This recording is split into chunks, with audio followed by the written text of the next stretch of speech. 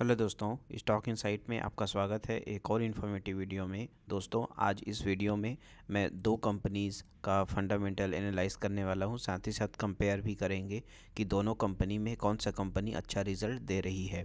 तो जो दोस्तों, वीडियो को अंत तक देखिएगा। वीडियो में आपको पतंजलि फूड्स और अदानी विल्मर दोनों के बीच में जो डिफरेंसेस हैं, या फिर कहें कि दोनों के कंपैरिजन में जो जो माइनस और प्लस पॉइंट है, इसके बारे में हम लोग पूरा इस वीडियो में डिस्कस करने वाले हैं।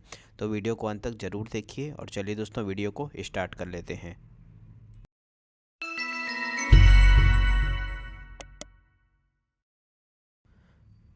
दोस्तों, बात करें पतंजलि फूड्स की, तो ये कंपनी हमें 8 अप्रैल 2022 को स्टॉक मार्केट में लिस्ट होते हुए मिली थी। और इसका जो नाम हम लोग जान रहे हैं, रुचि सोया से पतंजलि फूड हुआ है। और यहाँ पे जैसे अदानी विल्मर की बात करें तो ये भी फरवरी में 2022 में लिस्ट हुआ है। तो दोनों के लिस्टिंग टाइम में सेम डेट में ही दोनों का लिस्ट हुआ है, और दोनों के लिस्टिंग टाइम में 2 मंथ का यहाँ पे डिफरेंस नज़र आ रहा है कि अदानी विल्मर पहले लिस्ट हुई है 2 महीना पहले। अब बात करते हैं कंपनी का जो रिटर्न्स आया है अब तक का, वो क्या है। दोस्तों, पतंजलि फूड्स में अब तक का जो रिटर्न हम लोग देखते हैं, तो हमें 12% का रिटर्न हमें अब तक इसका स्टॉक ने बना के दिया है। जैसा कि प्राइस हम लोग देखते हैं, 1000 के आसपास का प्राइस हमें देखने को मिला था, और उसके बाद से अभी इसका प्राइस लगभग 1100 पे ही ट्रेड कर रहा है। इसका जो हाई बना था 1431 का इसका हाई बना था। यहाँ पे सिर्फ 12% का रिटर्न अब तक इस स्टॉक ने बना के दिया है। वहीं अगर बात करें अदानी विल्मर की, तो अदानी विल्मर हमें 381 के आसपास का प्राइस देखने को मिला था, और अब ये प्राइस अभी 585 पे ट्रेड कर रहा है। तो अभी तक अगर मैक्सिमम रिटर्न की बात करें तो 53% का रिटर्न अब तक इस स्टॉक ने बना के दिया है। तो यहाँ पे रिटर्न के मामले में अगर हम लोग देखें तो प्राइस भी अदानी विल्मर का हमें प्राइस कम दिखता है, और यहाँ पे रिटर्न भी अच्छे जनरेट करके दिया है। दोस्तों, दोनों कंपनी का अगर फंडामेंटल्स देखें तो यहाँ पे मार्केट अगर देखें तो पतंजलि फूड का जो मार्केट कैप है वो हमें 42,000 करोड़ के आसपास देखने को मिलता है। यहीं पे अगर हम लोग अदानी विल्मर का देखें तो इनका मार्केट कैप इनसे लगभग 20,000 करोड़ ज़्यादा है। तो यहाँ पे लगभग इनका मार्केट कैप है लगभग 73,000 करोड़ के आसपास। तो मार्केट कैप में भी यहाँ पे अदानी विल्मर हमें ज़्यादा देखने को मिलता है। दोस्तों, यहाँ पे समझने वाली बात ये है कि जो पतंजलि फूड है उसका जो मार्केट प्राइस है वो हमें 1000 के आसपास मिलता है, और रिटर्न्स भी अभी तक जो पतंजलि फूड्स का है उसका मात्र 12% का रिटर्न मिला है। यहीं पे 30,000 के मार्केट कैप अगर ज़्यादा है अदानी विल्मर का, और उसका करेंट प्राइस 572 है। तो यहाँ पे हम लोग देखते हैं प्राइस के मामले में अदानी विल्मर का प्राइस कम है, मार्केट कैप ज़्यादा है, और यहाँ पे रिटर्न भी अदानी विल्मर ज़्यादा दे रही है। तो यहाँ तक अभी तक हम लोग देखे हैं तो अदानी विल्मर यहाँ पे हमें ठीक लग रहा है। अब दोस्तों, यहाँ पे देखते हैं स्टॉक पी का। तो स्टॉक पी यहाँ पे जैसे हम लोग देखते हैं तो स्टॉक पी पतंजलि फूड्स का है 51 के आसपास हमें देखने को मिलता है। यहीं पे अगर अदानी विल्मर की बात करें तो अदानी विल्मर का पी हमें ज़्यादा दिखता है 106, जो कि यहाँ पे अदानी पतंजलि फूड ज़्यादा ठीक है, क्योंकि इसका पी कम है। यहाँ पे जैसे रिटर्न की बात करते हैं तो रिटर्न तो अदानी विल्मर ज़्यादा दी है, लेकिन रिटर्न ऑन इक्विटी की बात करें तो रिटर्न ऑन इक्विटी 17% हमें देखने को मिलता है पतंजलि फूड्स में, और रिटर्न ऑन कैपिटल एम्प्लॉयड भी 17% देखने को मिलता है। लेकिन यहीं पे अगर अदानी विल्मर की देखें तो अदानी विल्मर का रिटर्न कैप इक्विटी है 15%, एंड रिटर्न कैपिटल एम्प्लॉयड है ज़्यादा, इसका थोड़ा ज़्यादा है 20% है। तो यहाँ पे फंडामेंटली अगर देखें तो return equity, return capital employed दोनों में बेस्ट हमें अदानी विल्मर नज़र आ रहा है। यहीं पे अगर हम लोग देखते हैं बुक वैल्यू को, तो अदानी विल्मर का जो बुक वैल्यू है वो 58 रुपये के आसपास है, और पतंजलि फूड का बुक वैल्यू है 257 रुपये। तो यहाँ पे अगर प्राइस के कंपैरिजन में देखें दोस्तों, तो दोनों जो कंपनी है, जैसे अदानी विल्मर 9 गुना महंगा है अपने बुक वैल्यू से, और पतंजलि फूड 4 गुना महंगा है। तो आप समझ सकते हैं दोनों ही स्टॉक का जो पी है वो ज़्यादा है। और यहाँ पे बुक वैल्यू की बात करें तो बुक वैल्यू से 4 गुना ज़्यादा पे पतंजलि फूड ट्रेड कर रहा है, और अदानी विल्मर 9 गुना ज़्यादा पे ट्रेड कर रहा है। इंट्रेंसिक वैल्यू की बात करें तो इंट्रेंसिक वैल्यू में भी अभी इनका काफ़ी कम है। जैसे 1100 का प्राइस है पतंजलि फूड का, और यहाँ पे इसका इंट्रेंसिक वैल्यू है 246 रुपये, मतलब कि स्टॉक का जो प्राइस है काफ़ी ज़्यादा है इनके इंट्रेंसिक वैल्यू से। तो कभी भी जैसे किसी भी स्टॉक में इन्वेस्ट करते हैं तो बिना इंट्रिंसिक वैल्यू चेक किए हमें इन्वेस्ट नहीं करना चाहिए, क्योंकि अगर इंट्रिंसिक वैल्यू देख के ही खरीदेंगे या उसी प्राइस में खरीदेंगे, अगर इंट्रिंसिक वैल्यू जिस प्राइस पे है तो हमें उसमें सही रेट में वो स्टॉक हमें मिल पाता है। यहीं पे अगर अदानी विलमार की बात करें तो अदानी विलमार का जो इंट्रिंसिक वैल्यू है 144 रुपये है, और इसका जो करेंट प्राइस हम देखें हैं 572 के आसपास का। तो आप समझ सकते हैं इंट्रिंसिक वैल्यू के जैसे कंपैरिजन में अगर देखें तो दोनों ही स्टॉक महंगे हैं।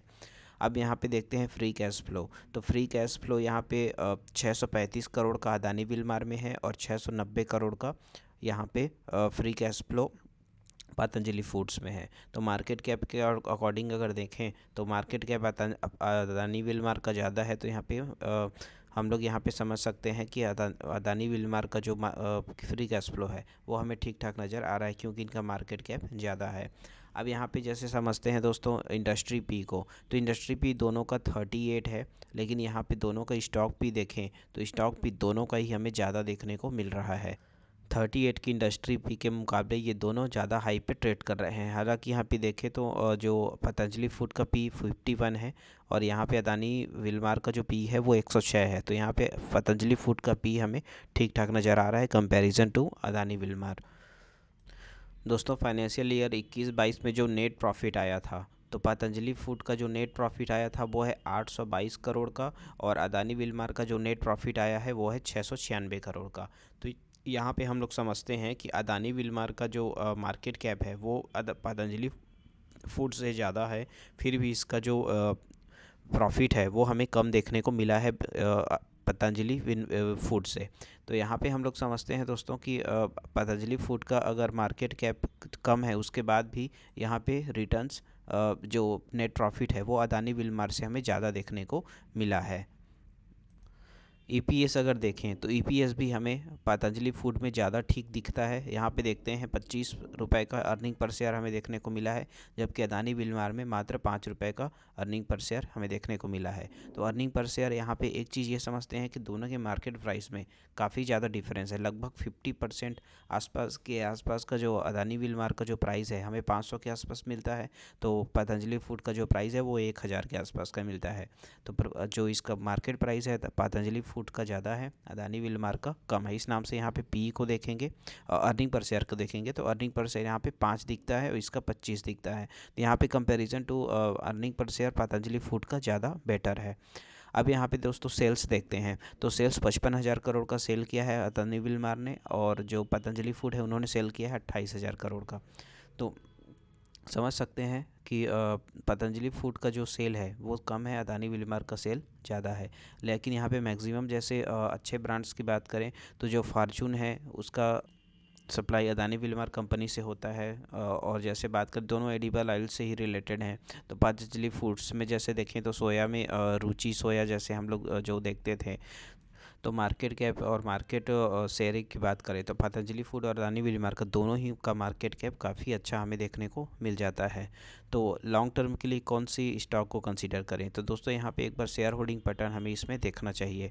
तो यहाँ पे जैसे देखेंगे पतंजलि फूड का, तो पतंजलि फूड्स में जो प्रमोटर हैं वो है 80% के आसपास का। यहाँ पे पहले हमें प्रमोटर देखने को मिला था लगभग 98% का, जो कि अभी 80% रह गए हैं। यहाँ पे एफ की बात करें तो 2.24 का एफ का होल्डिंग है, 2.35 का डी का होल्डिंग है, बाकी पब्लिक होल्डिंग 14% की है। यहाँ पे जैसे अदानी विलमार की बात करें तो 87% का होल्डिंग यहाँ पे अदानी विलमार का देखने को मिलता है, जो कि एज इट इज़ बना हुआ है, कोई भी प्रमोटर ने सेल नहीं किया है। यहाँ पे जैसे एफ की बात करें तो एफ का होल्डिंग 1.63 है, डी का होल्डिंग इसमें बहुत ही कम है 0.09, बाकी 10% यहाँ पे हमें पब्लिक की होल्डिंग देखने को मिल जाता है। तो प्रमोटर वाइज अगर देखें तो प्रमोटर ने अपना स्टेक सेल नहीं किया है अदानी विलमार में, तो अदानी विलमार यहाँ पे हमें बेटर नज़र आ रहा है कंपैरिजन टू पतंजलि फूड्स, क्योंकि पतंजलि फूड्स का अगर देखें तो 98% का होल्डिंग था, जो कि अभी मात्र 80% रह गया है। तो यहाँ पे पब्लिक को भी इसमें होल्डिंग का मौका मिल रहा है। तो यहाँ पे दोनों में अगर कंपैरिजन करें तो दोनों ही बेटर, दोनों ही ठीक हैं, लेकिन यहाँ पे अदानी विलमार का जो प्रमोटर होल्डिंग है वो हमें ज़्यादा अच्छा नज़र आ रहा है।